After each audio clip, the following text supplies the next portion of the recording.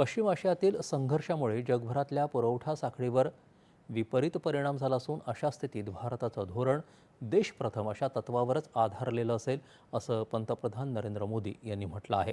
ते आज तमिळनाडूत तिरुचिरापल्ली इथं बोलत होते. भारत या ऊर्जा संकटाचा यशस्वी सामना करेल असा विश्वास त्यांनी व्यक्त केला. नागरिकांनी अफवा पसरवू नये आणि अफवांना बळीही पडू नये असं आवाहन त्यांनी केलं. रालोआ सरकारसाठी तमिळनाडूचा विकास अत्यंत महत्त्वाचा असून गेल्या 10 वर्षात केंद्र सरकारनं तमिळनाडूला 3 लाख कोटी रुपयांचा निधी दिला आहे असं मोदी यांनी म्हटलं आहे.